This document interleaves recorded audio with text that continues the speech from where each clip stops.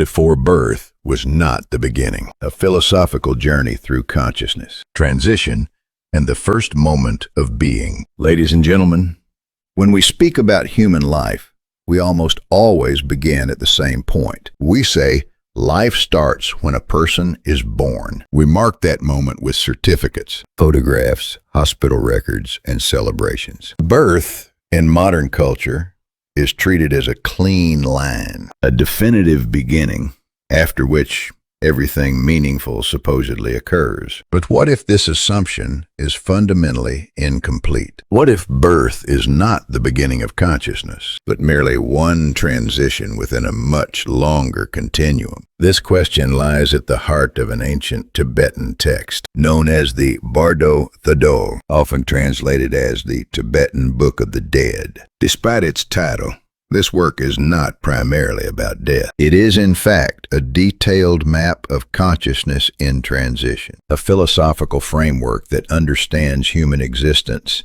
not as a single arc, but as a series of thresholds, passages, and transformations. According to this tradition, human consciousness unfolds within a continuous flow. Death intermediate, states Bardo rebirth. This raises a profound and unsettling question, one that modern philosophy and psychology still struggle to answer. Does human consciousness begin anew, or does it carry forward traces of its past? Is the self something that starts, or something that continues? Tonight's lecture explores this question by examining the earliest stages of human consciousness, from the moment awareness enters the womb, through fetal development, and into the psychological rupture of birth itself. We will approach this not as a religious doctrine, but as an interdisciplinary dialogue between Tibetan Buddhist philosophy, developmental psychology, and modern neuroscience. If you find this exploration meaningful, I invite you to stay with me until the end. Your support through subscribing, liking, and sharing helps sustain long-form philosophical content like this. What is the Bardo? A philosophy of transition. In Tibetan Buddhism, the word Bardo literally means in between. It is often misunderstood as a vague spiritual realm between death and rebirth. In reality, Bardo refers to any transitional state of consciousness, any moment in which one mode of being dissolves and another has not yet fully formed. Seen this way, Bardo is not limited to death. Every major shift in human life is a Bardo. Falling asleep, waking from a dream, entering deep meditation, experiencing trauma, falling in love, losing one's identity, being born. From this perspective, human life itself is a chain of Bardos. The Bardo Thödol describes 6 primary transitional states. 1. The Bardo of birth and life. 2. The Bardo of dream. 3. The Bardo of meditation. 4. The Bardo of dying. 5. The Bardo of ultimate reality. Dharmata. 6. The Bardo of becoming rebirth. These are not metaphors. They are maps of consciousness, descriptions of how awareness reorganizes itself under changing conditions. Tonight, however, our focus begins earlier than most discussions ever dare to go. It begins before birth. The first Bardo, life as a field of learning. The first Bardo encompasses the entire span of embodied life from birth to death. It is the period in which consciousness inhabits a dense physical form and learns through sensation, emotion, relationship, and suffering. In Tibetan thought, life is not merely survival. It is a training ground for awareness. Every choice, every emotional reaction, every attachment shapes the direction and texture of consciousness. Pain in this model is not meaningless. It is a fracture point, a moment where awareness is forced to expand beyond its previous limits. Even relationships function as micro-bardos. Each relational shift involves a death of one identity and the emergence of another. But to understand how deeply this learning process is rooted, we must go further back to the moment consciousness first enters the human story. Rebirth as a process, not an event. The sixth Bardo, the Bardo of Becoming, describes the process by which consciousness seeks a new embodied form. According to Tibetan philosophy, consciousness is drawn toward conditions that resonate with its internal patterns, its fears, desires, unresolved conflicts, and tendencies. This is not divine judgment. It is psychological gravity. A consciousness shaped by fear gravitates toward unstable environments. A consciousness shaped by control seeks dominance. A stable consciousness seeks stability. From this viewpoint, the womb is not merely biological space. It is a threshold, a passage through which awareness condenses into form. And this brings us to the central subject of tonight's lecture, the generative Bardo, the birth of awareness in the womb. Most modern cultures assume that psychological life begins after birth. Tibetan tradition argues the opposite. It teaches that consciousness enters the body during gestation, and that fetal life represents the first experiential world of the human being. This stage is known as the Bardo of generation, the moment when awareness shifts from formless continuity into embodied presence. Consciousness, in this view, does not appear suddenly. It emerges through the interaction of two elements. One, a biological structure capable of sustaining awareness. Two, a subtle continuity of consciousness shaped by prior experience. As the nervous system forms, awareness gradually takes its seat within the body. Interestingly, modern neuroscience confirms that the fetal brain begins processing sensory information far earlier than once believed, not as isolated sensations, but as integrated sensory fields. The first experience, undifferentiated sensation. The fetus does not experience the world as we do. There is no separation between sight, sound, touch, or emotion. Instead, all stimuli arrive as a single, unified sensory field. Light, pressure, warmth, vibration, heartbeat, movement, all merge into one continuous experience. The Tibetan texts describe this state poetically as a point of light moving within a single current. This is not mystical exaggeration. It closely parallels what neuroscience calls integrated sensory processing in early neural development. In this state, there is no boundary between self and world, no inside or outside, no observer and observed. This primal unity becomes the deepest emotional memory of human life, the origin of our lifelong longing for connection,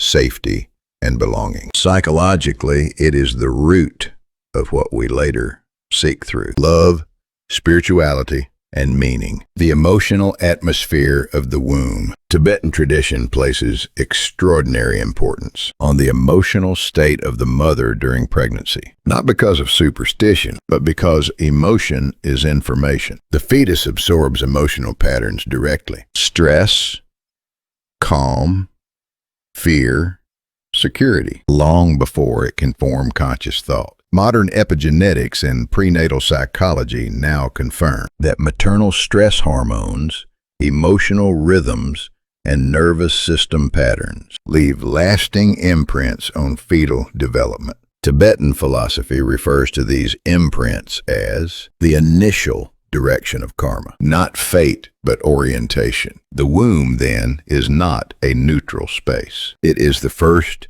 classroom of consciousness, the absence of self-boundaries. Perhaps the most profound aspect of fetal consciousness is the absence of ego boundaries. There is no I opposed to the world. There is only presence within a field of sensation. This state, often described in mysticism as enlightenment, is, paradoxically, our earliest condition. Human life can be seen as a long journey away from this unity, and an equally long attempt to return to it consciously. Birth, then, is not merely a physical event. It is the first great rupture, the moment when unity fractures into individuality. And it is from this rupture that all later psychological development unfolds. In the next stage of this series, We will examine how birth itself functions as a traumatic bardo, how early consciousness adapts to separation, and how these early transitions shape personality,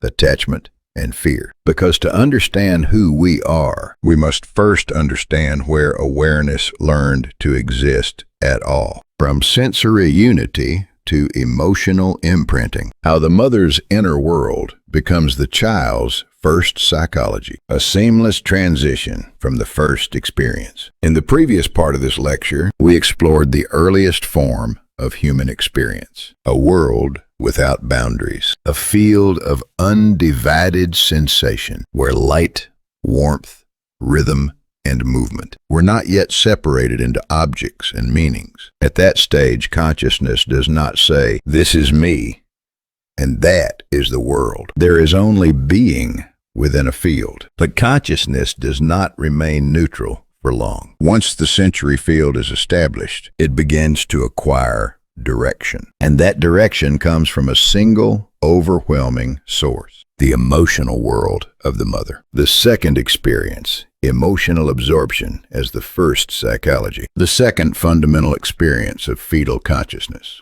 is not cognitive, verbal, or conceptual. It is emotional absorption. From the perspective of Tibetan philosophy, the fetus is not merely attached to the mother. It is continuous with her. There is no separation. Nutrition passes through the placenta, but so do rhythms, hormones, tensions, and emotional patterns. The mother's inner state is not something the fetus observes. It is something the fetus inhabits. Tibetan Buddhism refers to this process as the formation of the initial karmic orientation, not karma as fate, punishment, or moral judgment, but karma as direction, the first tilt of consciousness toward the world. If the mother lives in chronic tension, the fetus learns vigilance. If the mother exists in persistent anxiety, the fetus learns alertness without safety. If the mother experiences warmth, joy, and emotional regulation, the fetus learns trust. If the mother's inner world is stable, the fetus learns that existence itself is reliable. This is not metaphor. This is not poetry. This is biology,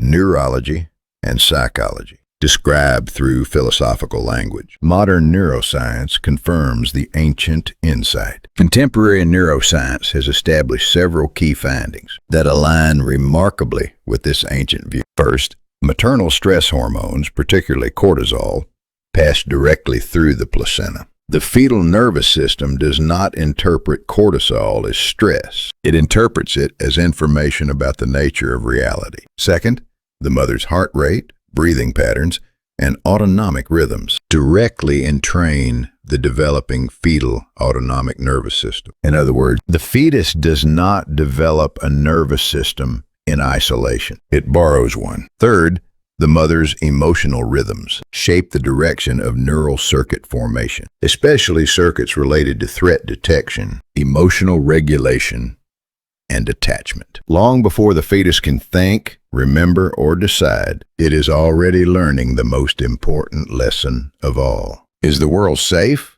or must I be prepared to defend myself? The Tibetan tradition summarizes this entire process in one sentence. The mother's mind is the child's first universe, the shattering of a modern assumption. This perspective radically challenges one of the most persistent assumptions in modern psychology. That personality begins after birth, that emotional tendencies are shaped primarily by postnatal experience. From the standpoint of the Bardo framework, this is already too late. By the time a child is born, the emotional tone of existence has already been set. Not permanently, not irreversibly, but fundamentally. The fetus, though without language, without memory in the conventional sense, without identity, is already forming orientation. This is the pre-verbal, pre-conscious groundwork upon which later personality will be built. The third experience,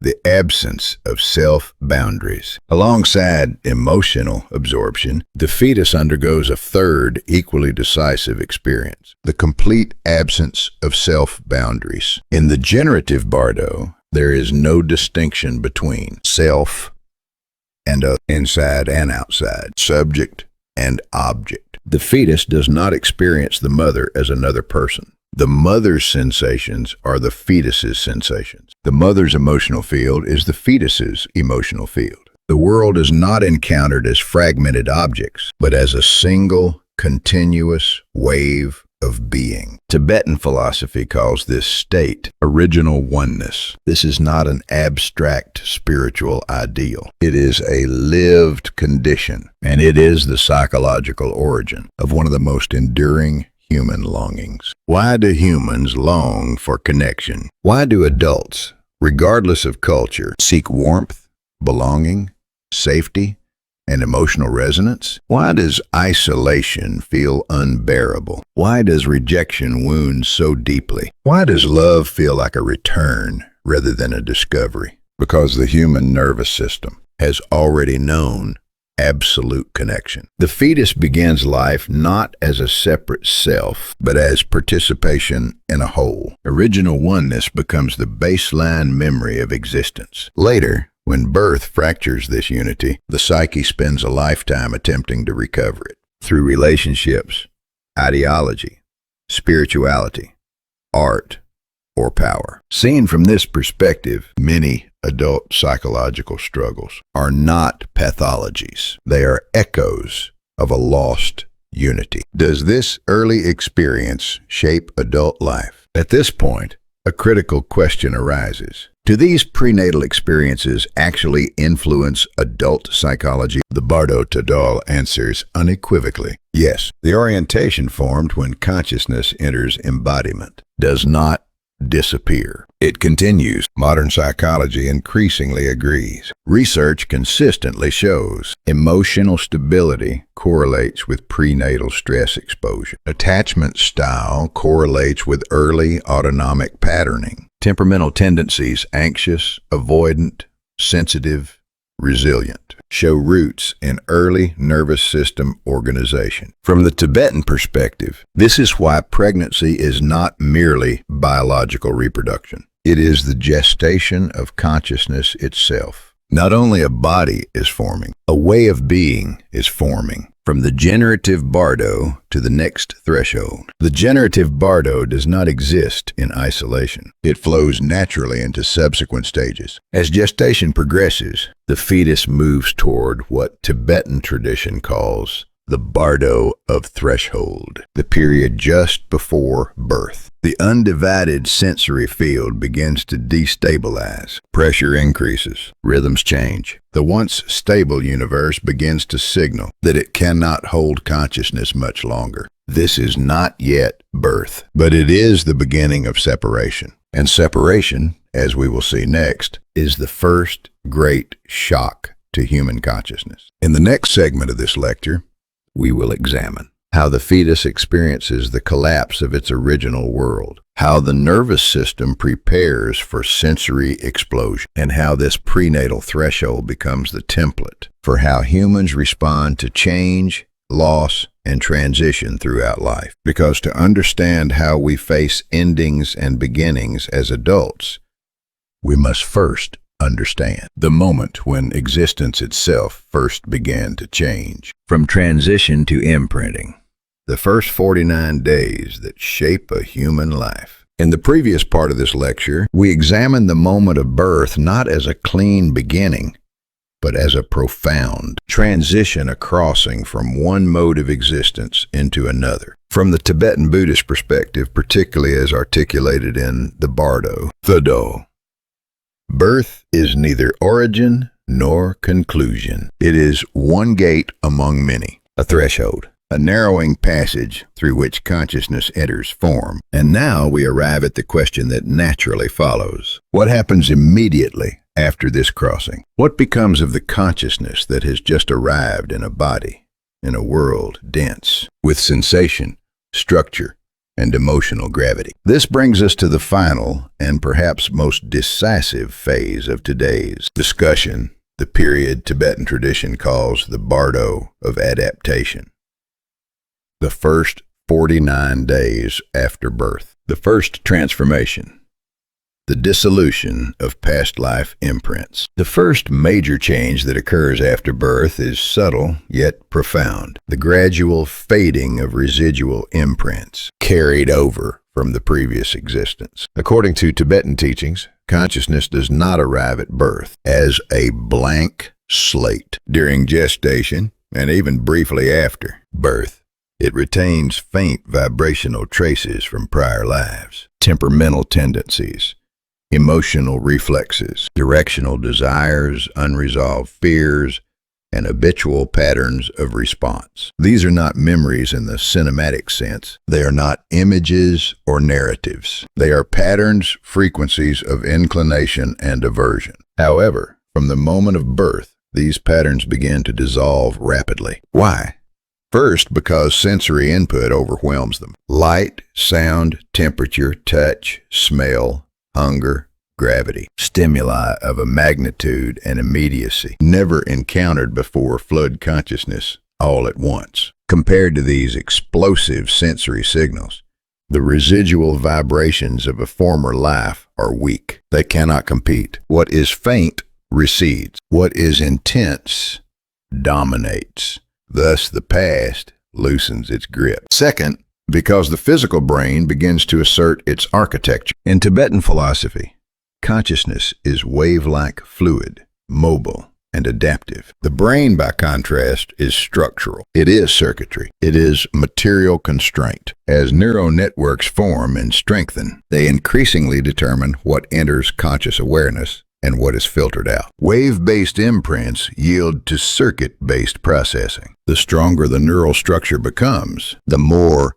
pre-incarnational patterns are pushed out of the foreground of awareness. Third, because consciousness must commit to this life. Tibetan tradition expresses this principle with striking clarity. One who lingers in a former life cannot fully live the present one. For survival, orientation, and adaptation, the infant's consciousness must anchor itself here, now, within this body, this environment, this relational field. Nature, therefore, performs a necessary act of erasure, not as loss, but as preparation. Through this process, the infant's awareness begins, forming what we might call a new conscious. Profile 1, aligned not with the past, but with the demands of the present life. The second transformation, rapid construction of neural circuits.